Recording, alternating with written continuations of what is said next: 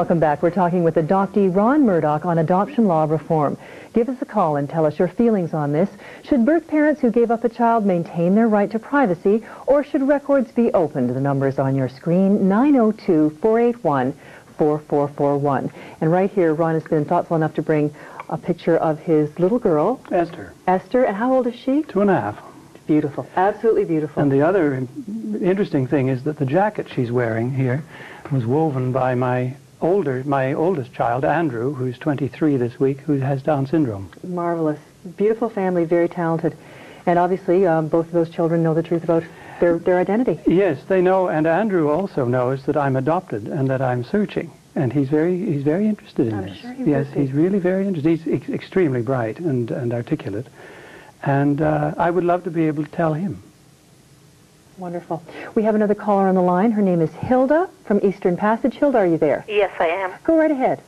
I think that it's wonderful that people are finding their adopted families and siblings. My husband found his, excuse me, I still get very emotional, his brother about a year and a half ago, and also a sister. We found them in Newfoundland. My husband was raised in Newfoundland by a great aunt from the time he was 4 years old, and his mom had died, but his brother and sister were put up for adoption.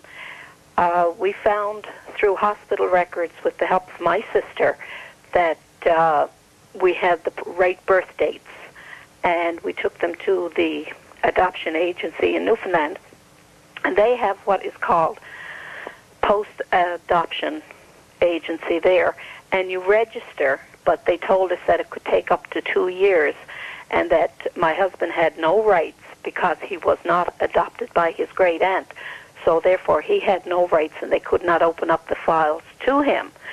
So what they did was they register your name in your siblings' records, so that if his brother or sister decided to come looking for information, then his name would be there and they could contact him then. But as it turned out, his brother was very seriously injured in an accident, and his adopted mom wanted some medical information, and so this put them in contact, and they were told that there was a brother looking for their adopted son, and this is how we found. And also, they helped a lot. We found a sister a few months later as well, and we had a wonderful reunion, and it's been just wonderful ever since. But it took an extreme situation before anything could happen, and that's not right. Exactly.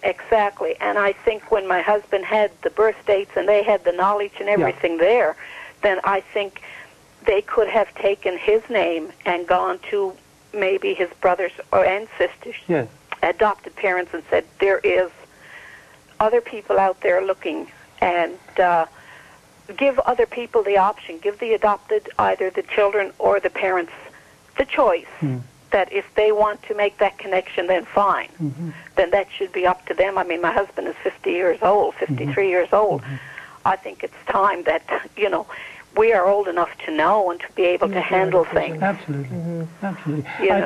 I think it's absurd that a government official can find out who we are and we can't. It's ironic, isn't it? That's as I see it. It may not be that simple. Right, but it appears that someone else actually has the knowledge but holds it back, and someone who isn't involved at all. Well, there's this mindset that adopted people are some sort of loose cannons that have to be controlled. A horde that has to be held back, is what you were saying before. Absurd.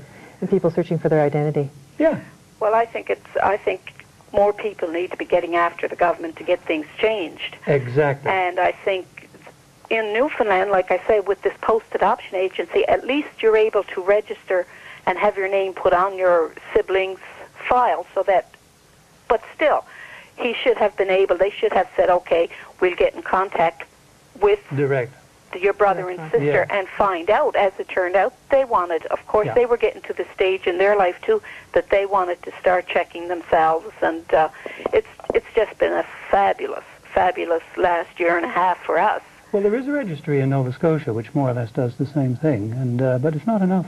It isn't. They need to take it a step further and say, okay, if you're looking, then we'll get in touch with the other family and see if this is what they want. You got to have respect for somebody else too. Absolutely. If they don't want to make the contact, and I'm sure there's lots of people out there who don't, but most people that we have talked to have said that, on both sides, that they have wanted to find out, whether it's for medical reasons or whatever. Mm-hmm. But it's just been fabulous. My husband just spent Christmas here. His sister came from Georgia and spent Christmas with us, and it was wonderful just to see them together. Wonderful. Hilda, I'm so glad that it turned out well for you.